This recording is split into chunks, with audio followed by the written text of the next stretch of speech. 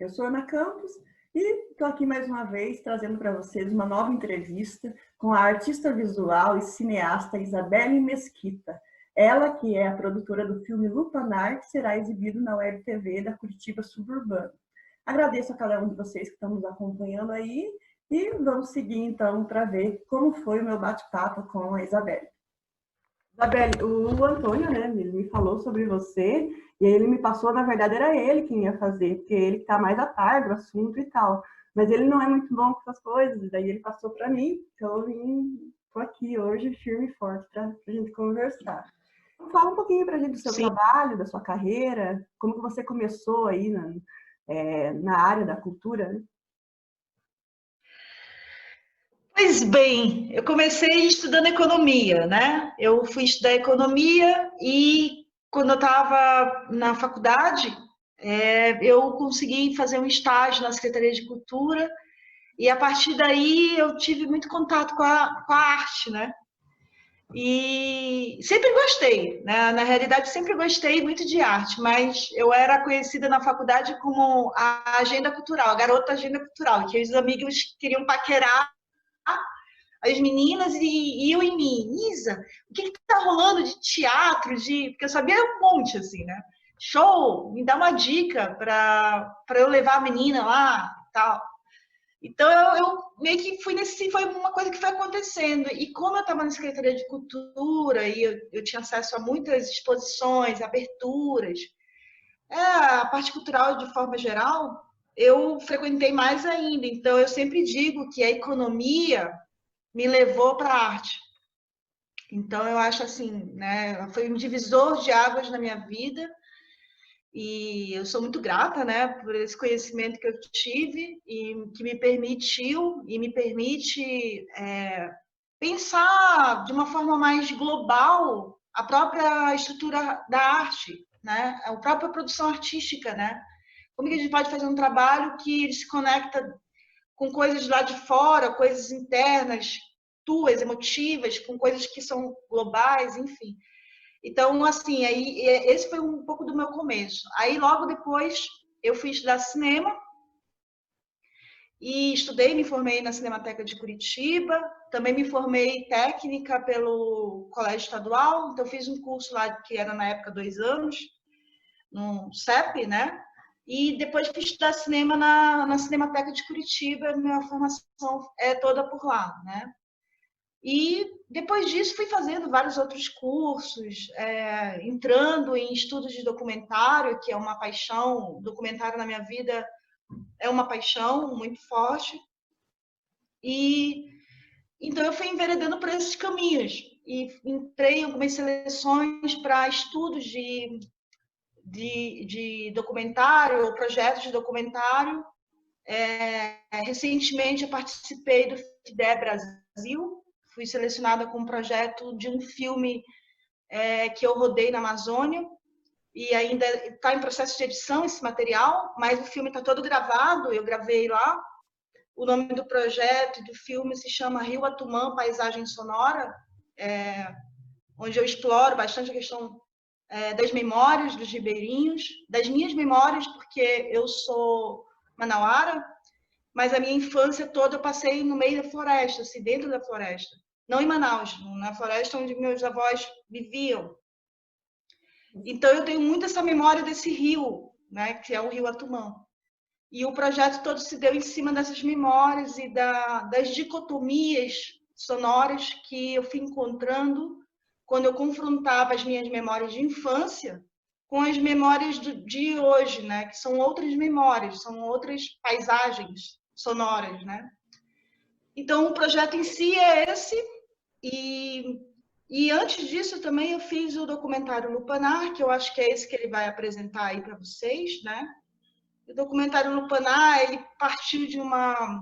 Também é um trabalho de memória, eu gosto muito dessa temática, memória. Na verdade, acho que a minha produção toda artística, de cinema ou de performance, que eu também faço, e das artes visuais, que eu também exploro, está muito ligada à questão do homem, mas principalmente a questão da memória, né? Aí eu tento e vou trabalhando sempre essa questão da memória, porque me interesso muito por esse tema. E como E que pela você filosofia veio de também. lá, da Amazônia, acabou vindo para Curitiba? Como é que foi essa mudança aí? Bom, eu vim por conta de um relacionamento que eu tive e depois acabou o relacionamento, né? Transformamos em amizade, graças a Deus. Mas eu vi que eu já não tinha mais condição. Antes eu pensava muito em voltar para minha terra, porque a gente tem um outro Brasil, que é a Amazônia, é um outro Brasil, né? Você é tudo, gosto, cheiro, a comunicação das pessoas é um outro sistema de Brasil. É um Brasil dentro de um Brasil, assim, um outro Brasil. E aí, eu quando vim para cá, vim em razão desse relacionamento, primeiramente, depois eu comecei a estudar, fazer faculdade de economia, e eu fui ficando aqui. E fui me descobrindo aí, né? E daí acabei indo para a Faculdade de Artes do Paraná, depois de ter estudado cinema, eu fui estudar licenciatura em Artes Visuais na FAP, me formei professora, né, de arte, e depois entrei na faculdade de escultura, no bacharel em escultura, superior em escultura da EMBAP, da Escola de Música e Belas Artes, onde eu também me formei. E acabei, em virtude disso, desse apreço por várias áreas da arte, né? Porque eu tenho interesse em muitas áreas da arte. Assim. E por isso eu fui estudar depois, fui fazer uma pós-graduação na UTFPR, na Universidade Tecnológica Federal do Paraná, em artes híbridas, porque justamente como eu sempre gostei de muitas áreas das artes, eu decidi e tinha esse curso, e eu acho que ainda tem, né, como formação, e aí eu busquei esse curso para justamente aperfeiçoar esse hibridismo, né, e conhecer novas ferramentas. E foi muito bom para mim, eu acho que me abriu muito a cabeça, assim, para justamente transitar entre as áreas das artes sem criar um ruído. Então, eu acho que é isso que eu tenho buscado, assim, trabalhar com várias plataformas, mas criando uma unidade, uma estética, né? Bem, agora que você já conhece um pouquinho mais sobre a Isabelle, que é a produtora do filme, vamos assistir aí na sequência Lutanar. E no finalzinho eu volto aqui com vocês.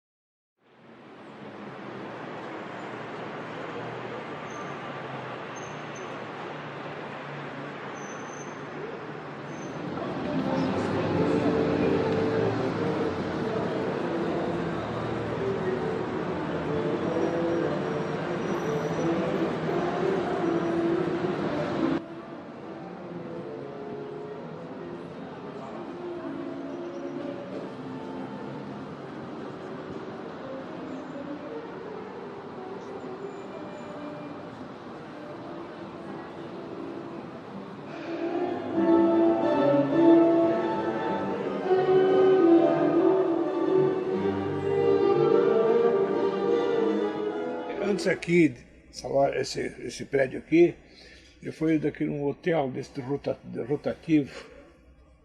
Frequentei umas 4, 5 vezes. Trouxe mulher aí. Para conversar com ela, né? Entrava para a rua 13 de Maio. Isso eu lembro bem. Tinha um porteiro, um rapaz que cuidava na frente, na portaria. Tinha um corredor, lá tinha os quartos, que eu alugava os quartos. Acho que era 5.000 reais, ou 5 reais, 5 cruzeiros. Era meio feio. Não era bonito, não. Não era coisa mais ou menos, não. Era bem esculhambada. Naquele tempo eu ainda não podia entrar lá. As minhas tias não iam deixar. Estavam todas muito atentas, cuidando de mim. Eu era muito pequeno, tinha calça curta, não ia conseguir ir no Hotel Machadinho nem no São José. E eu ia às aulas de francês lá, e às vezes ia às reuniões da família, e sempre quando a gente saía, estava se dirigindo algum casal para o que se chamava na época um encontro suspeito no Hotel São José, familiar apenas no nome.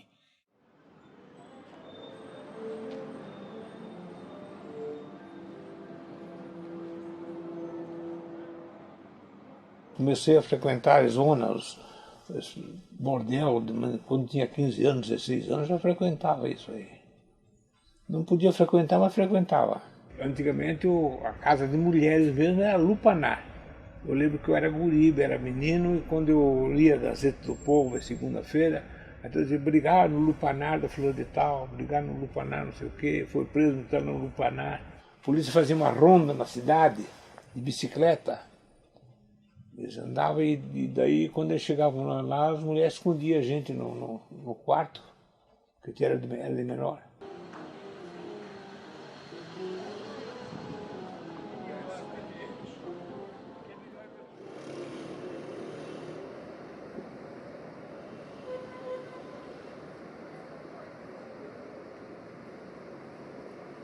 Você tem um núcleozinho que era onde as famílias tradicionais moravam, onde as pessoas viviam, e essas casas elas eram as suas residências, algumas vezes era a residência e o comércio, e à medida que a cidade vai se expandindo, vai crescendo em novas áreas mais urbanizadas, mais, digamos, aprazíveis, até começam a surgir, essa população mais tradicional que está aqui, a lógica ela tende a ir para os lugares mais afastados e melhores. Tinha os casarões que por decadência ou por sublocação ou por excesso de moradores acabavam se tornando em lugares treme-treme ou para usar a palavra romana tão bonita, lupanar. É aquela dinâmica normal dos meios urbanos e isso até de certa forma, muita gente pode até não concordar com o que eu vou falar, mas isso até de certa forma também é um patrimônio. Tem um hotelzinho de alta rotatividade, deixa que fique lá, ele faz parte, ali é um ponto de prostitutas, também faz parte da história da cidade, também de certa forma é um patrimônio urbano que também interage e também constrói a nossa Curitiba, né? Nossa cidade toda, qualquer cidade. Né? Eu me recordo de uma anedota da época que um senhor estava conversando com o outro ali, dizendo, olha a curva dela, e estavam, na verdade, falando a curva da casa, porque o prédio do conservatório, com o tempo, ficou meio Torre de Pisa, meio inclinado, ainda antes do incêndio. E um gigolô saiu para fora e quis brigar porque achou que estavam falando das pernas da mulher dele. Não estavam falando da parede da casa. Quando eu já fiquei em idade de ir a esses lupanares, já não estavam por ali, já tinham saído dali. Na verdade, ficou muito tempo em ruínas o sobrado até que a gente conseguisse desapropriá-lo.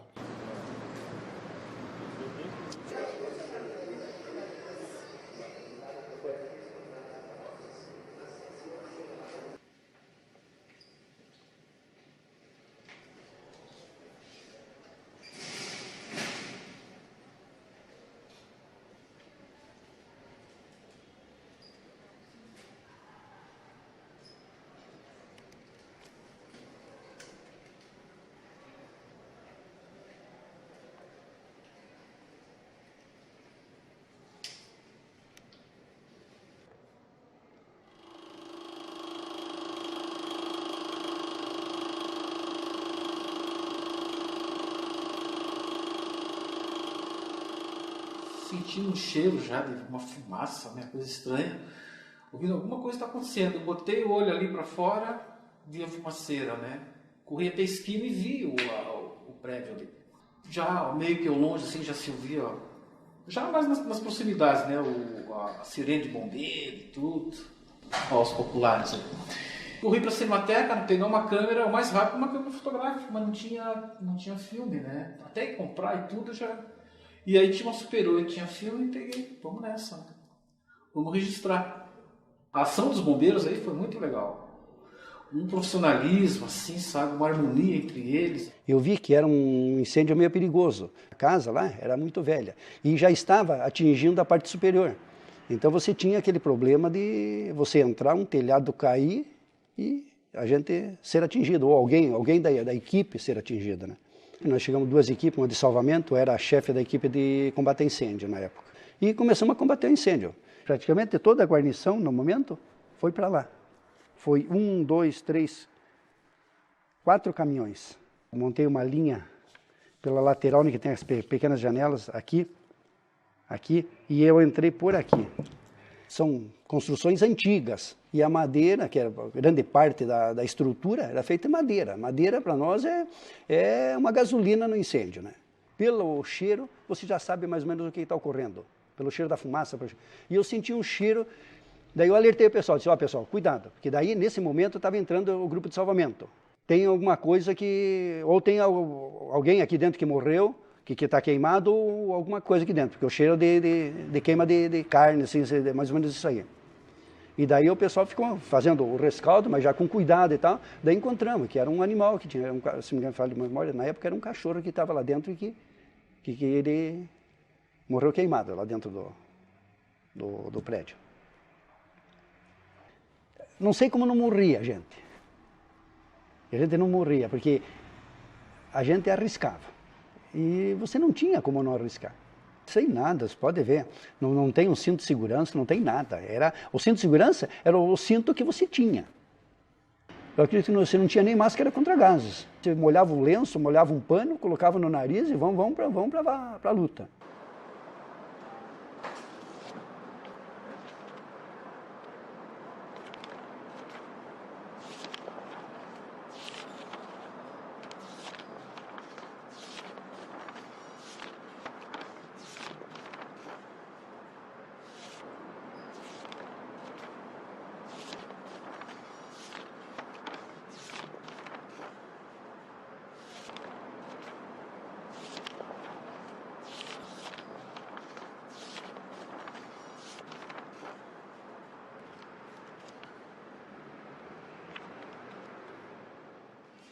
Senhores usuários, informamos que a Biblioteca Pública do Paraná encerrará suas atividades em 15 minutos. Quem necessitar de fotocópias ou empréstimos deve agilizar tais procedimentos. Bom fim de semana.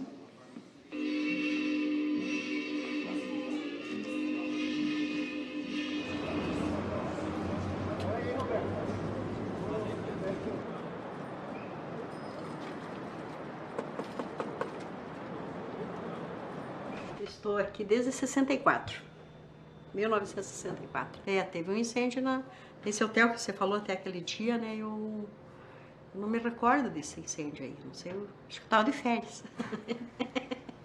Você ter uma ideia, teve dia de pegar 3 incêndios ao mesmo tempo. Eu peguei tecido Zurca na Praça Tiradentes, daí do tecido Zurca, eu dividi a equipe e mandei outra para Rob Motos, na João Negrão, e apareceu um outro pequeno.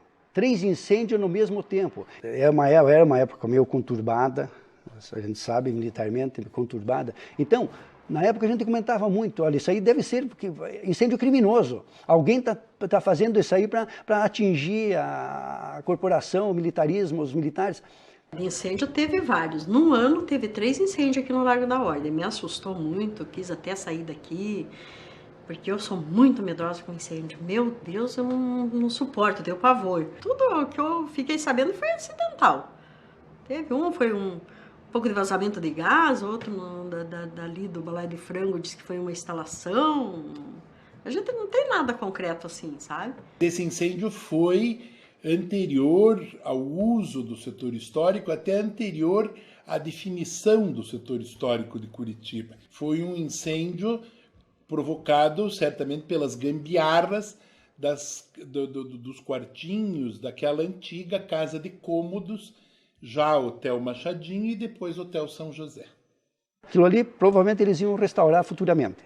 Mas daí alguém deve ter entrado, arrebentado na janela para posar lá dentro alguma coisa. Então, devo ter colocado no relatório meu isto. Não dá para afirmar, mas é claro que muito disso foi, digamos, um incêndio meio intencional, né?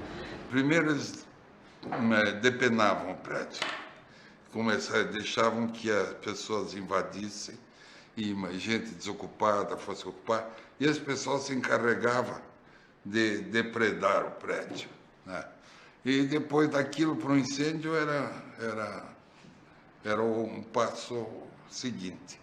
Mas agora eu estou me lembrando, muito incêndio aconteceu naquela época, principalmente no setor histórico. Proprietários de prédios no setor histórico, eles, com receio dos edifícios serem tombados, e eles achavam que isso era um prejuízo, eu acho que não é, mas naquela época achava-se isso. Então eles começavam a fazer decair a casa. Então é como muitas casas em vários setores históricos no Brasil inteiro.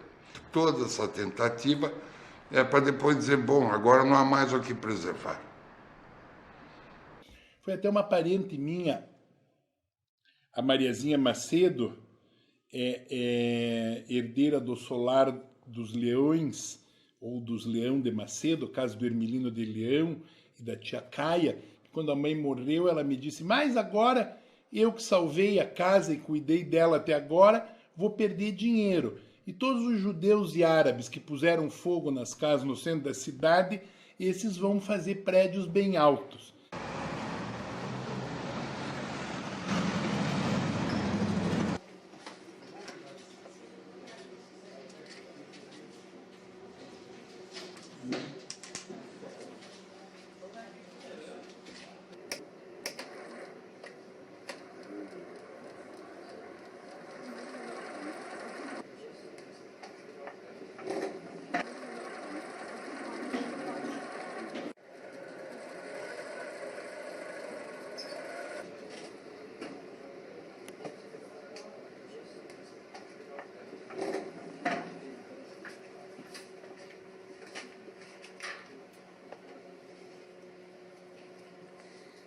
Na época em si, eu fazia documentário, nem sabia que estava fazendo documentário. Tanto é que eu não fui adiante, não é? Se eu tivesse realmente documentando, eu estava fazendo igual você hoje, investigando tudo. Aí contaram no dia seguinte para mim que as mulheres pularam lá de cima, os homens também pularam, uns 3 ou 4 pularam lá de cima. Me contaram, não vi.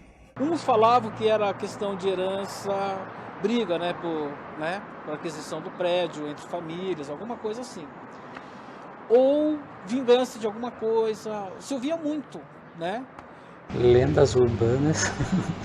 A gente tem a lenda do pirata de Curitiba, a gente tem os túneis da cidade. Não, as pessoas criam suas imagens, suas visões. E é claro, se ali foi um hotel de alta rotatividade, é lógico que numa sociedade tradicionalista pode ter sido mal visto e quem conta um ponto aumenta um ponto e as fofocas correm. Vamos fazer um filme criando uma lenda para aquela casa, né? E aí você inventa a história que quiser. Aí tinha uma mulher com 3 seios, aquela que morava lá, ou uma viúva que ficou tão triste que não abria 5 janelas do casarão, enfim. A lenda a gente cria, né? E depois cria e acredita na lenda. E depois a lenda não sai mais da cabeça e passa a ser a história, né? Só que ruiu tudo lá dentro, né? Vocês viram, né? O que não caiu, ficou destruído. Devem ter feito a recuperação, quando fizeram a recuperação, eles simplesmente seguraram somente a parte externa, que é a estrutura da parte externa. Para você recuperar o casario, você tem que dar uma função. Tinha passado por várias etapas. Até tinha sido um puteiro, né? E a gente sempre achou que ali no setor histórico era melhor dar uma função cultural. Tivemos sorte que no final a melhor solução apareceu, o Conservatório de Música Popular Brasileira. Para isso era importante salvar o Hotel São José. Eu me lembro de ter insistido muito junto ao então prefeito nomeado, Jaime Lerner, e depois já quando ele foi prefeito eleito, para nós tentarmos comprar aquele espaço. E a casa vizinha, que a pesquisa revelou depois ter sido casa de alguém da família Guimarães, agente ligada ou descendente do Visconde de Nácar, um senhor de escravos muito rico lá de Paranaguá, foi apropriado ao conjunto do Hotel São José, porque eram casas de parede contígua, sobrados de parede contígua, porque o conjunto arquitetônico era muito bom. Também encheram muito o nosso saco na época os bombeiros, que exigiram uma caixa d'água tão grande que não ia nem uma casa nem a outra aguentar o peso do volume da água. Por isso que eu fiz uma caixa d'água de metal e disse até para o cara dos bombeiros, você agora não me incomoda mais, porque até se a catedral pegar fogo, essa caixa d'água resolve. Nós convidamos para a inauguração a dona Zica, mulher do Cartola, e a nossa querida Gabriela, mulher do Inhô Belarmino, a cantora do Passarinho Prisioneiro, das Mocinhas da Cidade. O que eu achei sobre o solar foi isso daqui.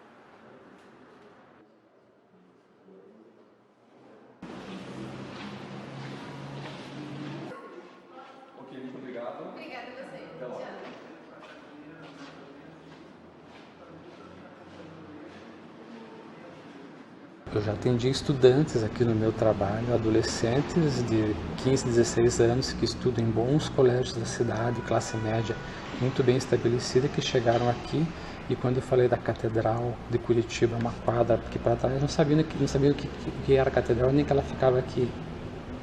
Não sabiam nem que estava no centro histórico, no Largo da Ordem. Sabiam que era a região da Feirinha, mas não sabiam que aqui era um setor histórico da cidade. Por isso que são importantes ações educativas para que conheçam um pouco essa história, essa evolução da cidade.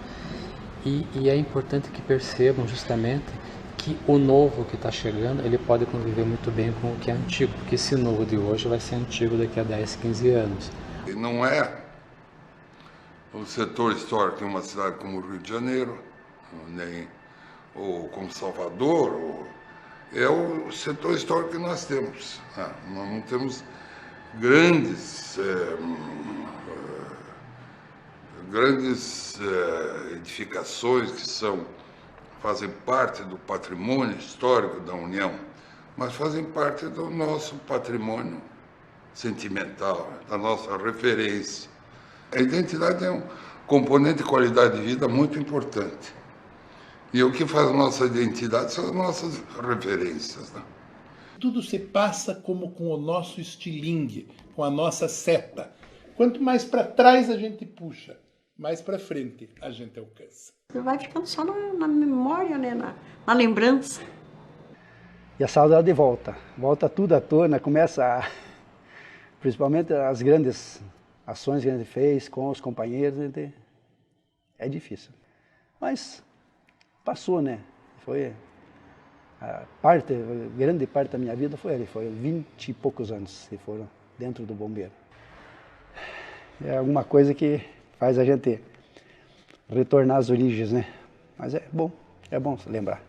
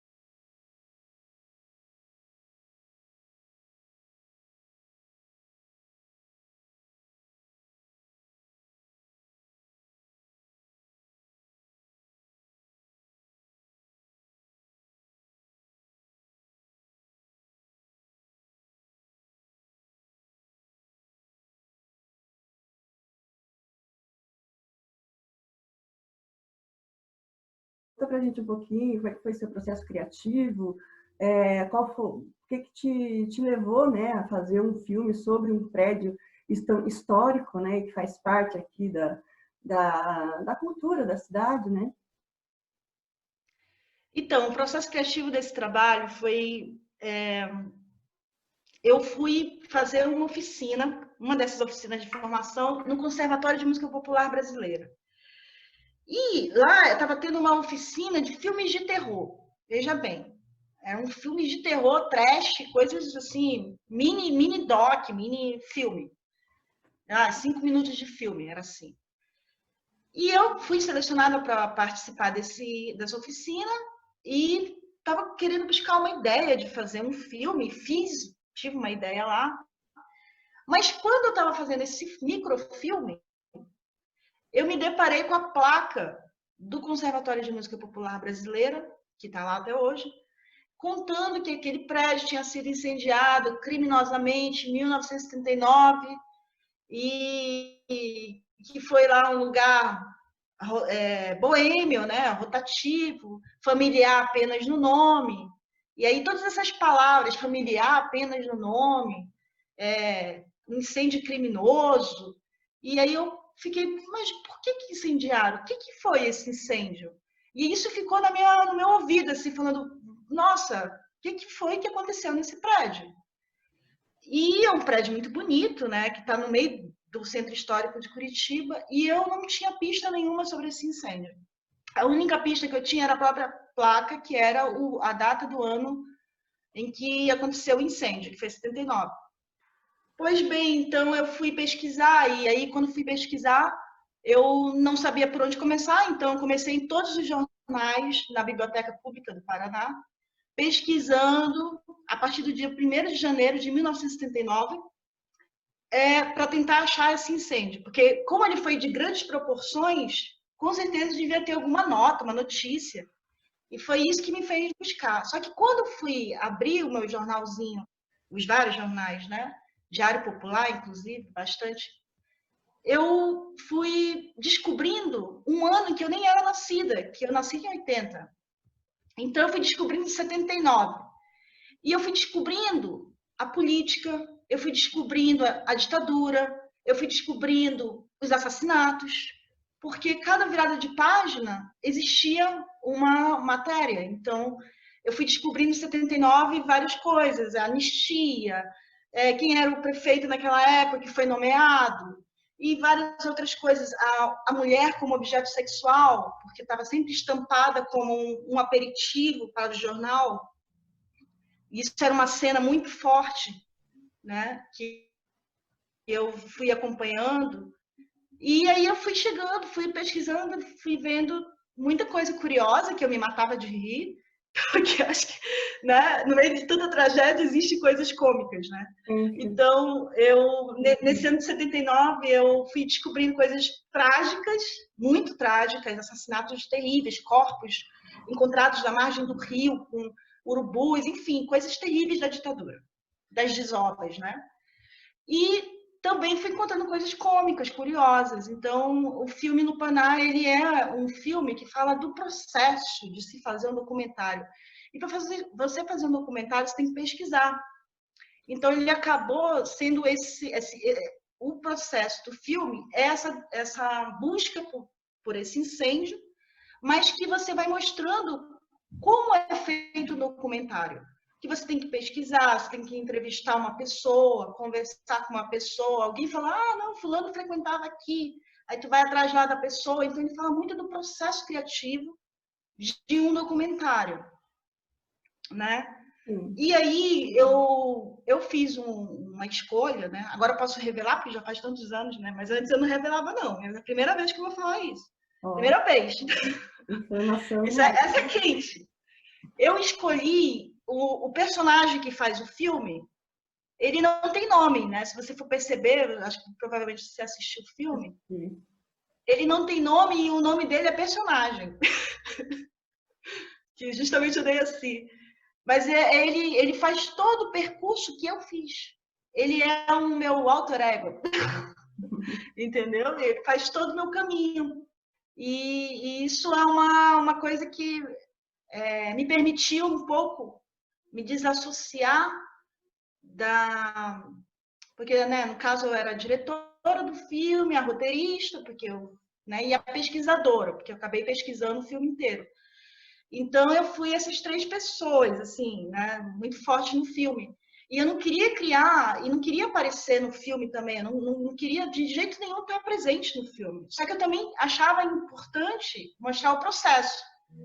Então, eu me desvencilhei da minha figura feminina para uma figura masculina. Foi um processo muito interessante desse filme, justamente pegar a memória dessas pessoas, tanto de políticos como de um bombeiro que trabalhou no incêndio e estava extremamente emocionado. Eu não consegui deixar a imagem inteira dele, porque é muita emoção, entendeu? Não é uma coisa assim, você fica sensível E também eu não queria explorar tanto isso, eu queria que ficasse... Eu pensei no filme justamente assim, que trouxesse essas memórias, que elas conversassem. E nem sempre essas memórias elas têm uma resposta. Porque, inclusive, tem uma das personagens que ela não quis, ou não se sentiu muita vontade para falar, mas várias pessoas me indicaram ela como uma pessoa X da questão para falar sobre esse lugar quando era um lugar boêmio. Então, não ficou visível, mas essa falta ou ausência de memória no depoimento dela, eu achei muito especial. Meu amigo, que era o editor do filme, o Rômulo Zanini, e o personagem Emerson Diniz, né, que sempre me acompanharam, o Rômulo Zanini, ele até me sugeriu, Isa, o que você acha de tirar essa mulher daqui? Porque ela não falou muito. Eu falei, não, porque a memória falha.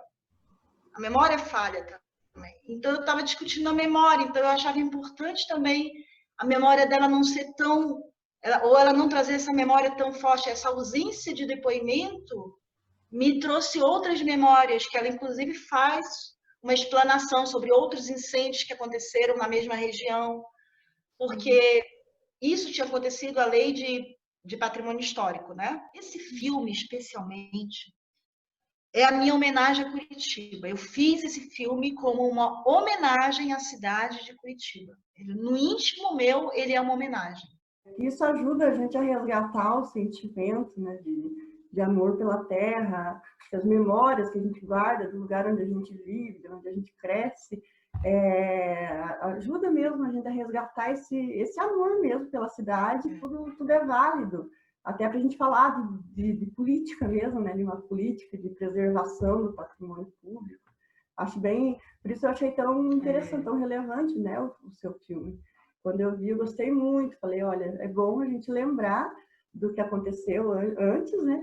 Justamente para a gente poder recuperar esse sentimento, né? Essa necessidade de a gente preservar a nossa cultura, né? O nosso patrimônio. Você sabe que eu tenho um teórico que eu uso muito na minha pesquisa, que eu sou apaixonada por ele, e eu chamo ele de Valtinho, porque eu tenho uma relação íntima com ele. É o Walter Benjamin. E é um filósofo alemão que a própria narrativa de vida dele fala muito de memória. A sua vida é uma memória só. Mas eu lembro de uma parte da pesquisa, eu lendo assim, de um trecho que ele falava sobre o relampejo, um relampejo de memória. E esse relampejo ficou me martelando a cabeça por um tempo, assim. E eu cheguei na seguinte conclusão, que é um relampejo, que é como eu vejo a memória. Como eu vejo a memória a partir dessa fala, que me ajudou a entender muita coisa. A memória é o que faz a gente agir. Ou, sabe? E eu penso muito para uma ação futura, porque eu penso muito na chuva.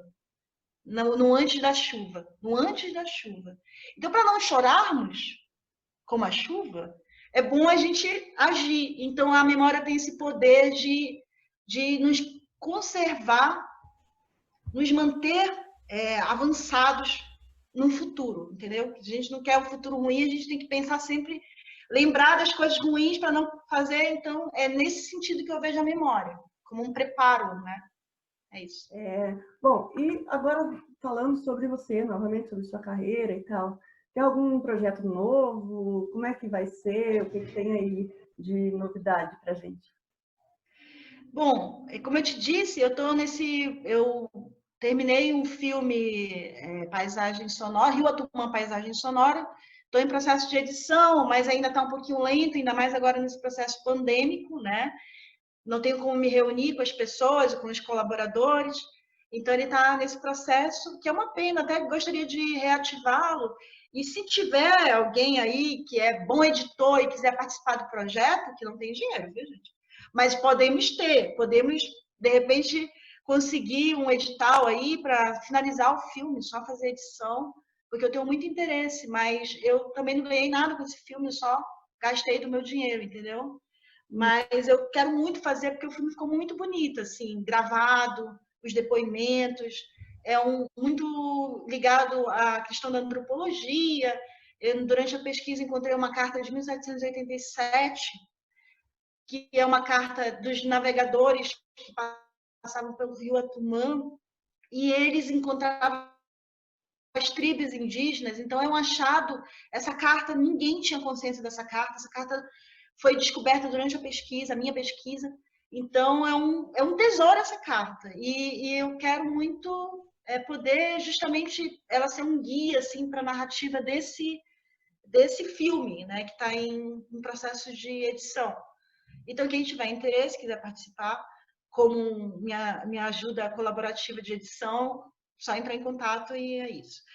Mas, por enquanto, como estamos nesse sistema pandêmico, eu estou vivendo a pandemia de corpo e alma, estou em isolamento total, 3 meses isolada, mais de 3 até acho, mais de centenas de dias. A necessidade agora é se reinventar, né? Não tem outra coisa.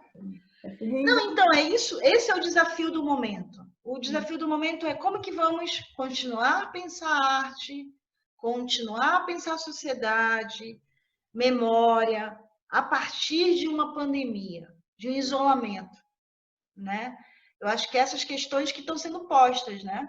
Para a gente como desafio, né? A gente está aqui fazendo uma entrevista, poderia num outro momento ser diferente, mas eu acho que isso aqui vai revolucionar a vida de vocês como plataforma. Tem um lado ruim, mas tudo tem um lado bom. Eu sempre gosto de ver o copo meio cheio, né? Tudo tem um lado bom. Nessa reinvenção, talvez até abre um espaço que a gente não tivesse tanta facilidade de acesso, tanta facilidade de expansão. Pode ser, só que tudo é um processo difícil, né? Especialmente para o pessoal das artes, o pessoal que precisa do público ali, do juntamento, né, de pessoas. Não vai ser um processo fácil, mas eu acredito que se a gente conseguir encontrar um meio termo, encontrar um consenso aí, todo mundo pode ganhar. Talvez até a arte, até esses dias eu estava elogiando uma iniciativa que eu vi. Talvez hoje a arte possa chegar em quem não chegava antes, porque talvez antes uma parte da população não tinha condição de se deslocar, nem condição, às vezes nem cabeça, né, para se deslocar de casa, cruzar a cidade, ir lá no centro para assistir uma peça de teatro. Hoje tem uma possibilidade, eu vi até inclusive, eles estavam apresentando uma peça de teatro, cobrando R$10 o acesso para assistir em casa. Aí eu acredito que muito mais pessoas vão ter acesso, podem vir a ter acesso à arte, à cultura, né, à educação, dessa maneira, de uma maneira mais barata, chegando mais fácil. Então a gente tem que ver o lado bom das coisas, né? Tudo tem um lado ruim e um lado bom. A gente tem sempre que... Eu também tenho pensado sobre isso, inclusive, porque eu tenho feito as minhas performances e tenho publicado elas em vídeo, né, nas redes sociais. Porque justamente eu vejo que as pessoas estão muito ligadas à questão política. Então, é assim, sempre política, na rede social, timeline, política. E, às vezes, como a gente está agora em casa, a gente precisa daquele momento de respiro.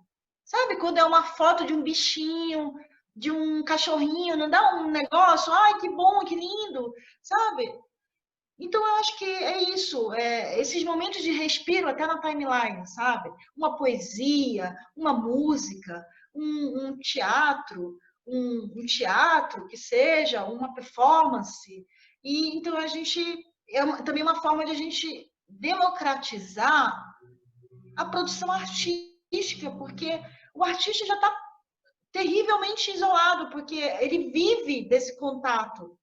né? Isso que alimenta ele para ele produzir coisas. E aí, de repente, é tirado isso, você não pode compartilhar, mas você, de alguma forma, agora, com essas vias digitais, a gente consegue entrar na casa das pessoas também. Então, eu estou analisando tudo isso como também uma possibilidade de trabalho e de compartilhamento, entendeu? Nesse sentido. Então é isso. Eu sempre, quando eu estou conversando com meus amigos artistas de todas as áreas, eu sempre estou dando esse conselho, né? Então, a gente procurar fazer do limão uma limonada, procurar expandir, procurar fazer com que a arte chegue onde ela não chegava antes e não desistir, né? Acho que isso é importante, é não desistir. Mas nesses momentos, justamente, é quando a gente tem mais aqui para cima mesmo, e criar e produzir, encontrar meios de divulgar e seguir em frente sempre, né? Sem baixar a cabeça, sem achar que está tudo acabado, porque não está, não. A gente está só começando. Então, deixa aí seu contato, os links das suas redes sociais, para quem quiser acompanhar você, para quem quiser ver suas performances. Enfim, o espaço é teu aí. Primeiro, eu queria agradecer, né, a oportunidade de falar aqui com vocês, né, e o convite de vocês do Curitiba Suburbana para compartilhar um pouco do processo artístico do filme, né, da realização do documentário Lupanar. O documentário Lupanar, eu até esqueci de falar isso, mas o Lupanar eram conhecidos os prostíbulos da cidade de Pompeia, na Roma Antiga. Então, durante a pesquisa mesmo, os entrevistados falavam sobre isso. Eu frequentava o Lupanar fulano de tal. Era muito comum em Curitiba se chamar esses prostíbulos de Lupanar. Eu fui no Lupanar do fulano, inclusive o seu Avelino contou isso, que é um dos entrevistados. Depois, quando vocês forem ver o filme, vocês vão poder sentir aí a narrativa dele. Mas é justamente isso. Veja bem como os nomes vão se modificando, né? Então, antes era Lupanar, em Curitiba inteira se chamava os prostíbulos de Lupanar. E então, assim, foi um prazer falar com vocês sobre o processo e também falar sobre as outras produções que tenho feito. A performance é um lugar que eu estou explorando bastante durante a pandemia. Então, quem tiver interesse em conhecer um pouco mais do meu trabalho, pode visitar o meu Instagram, que é Isabelle, @isabelle.mesquita, e também o meu Facebook, que está lá, Isabelle Mesquita, né? E aí também, se quiserem conversar, ou saber alguma coisa a mais, eu deixo também aí o meu contato. Vou deixar o meu e-mail, porque caso também tenha algum editor interessado em participar do projeto da pesquisa do filme na Amazônia, no Rio Atumã, o meu e-mail é isa.mesquita, tudo junto, isamesquita, @hotmail.com. E aí eu estou à disposição de vocês para conversar ou tirar qualquer outra dúvida que surja por aí. Então, eu queria até fechar agradecendo você, Ana, pela entrevista e pelo interesse aí no filme Lupanar, por resgatar essa memória que é tão nossa da cidade, e o filme é capaz de ser esse lugar do arquivo também. Agradecer ao Antônio pelo contato, pelo Antônio maravilhoso, e parabenizar a revista de vocês, Curitiba Suburbana, pelo trabalho. Eu tenho acompanhado as matérias e estou achando um nível muito bom das matérias e tudo, e as músicas que também acompanham. Então, vocês estão de parabéns, e que esse canal, esse contato de vocês cresça cada vez mais e oportunize a produção artística de todos os meios, né? Tanto música como poesia, cinema, artes plásticas. Só queria dizer que agradeço muito mais esse canal aberto em Curitiba para arte. Parabéns. Eu também agradeço você ter aceito aí nosso convite, tá? E vamos lá, vamos seguindo junto aí. É isso aí, pessoal. Espero que vocês tenham gostado. A Curitiba Suburbana está abrindo cada vez mais espaço, né, para todas as formas de arte. Vamos continuar trazendo para vocês aqui entrevistas com artistas de todos os segmentos, né? Tudo aquilo que a gente puder alcançar, a gente vai estar trazendo aqui. Espero que vocês continuem nos acompanhando, baixe nosso aplicativo na Play Store e nos siga aí nas redes sociais. Fiquem com Deus e até a próxima.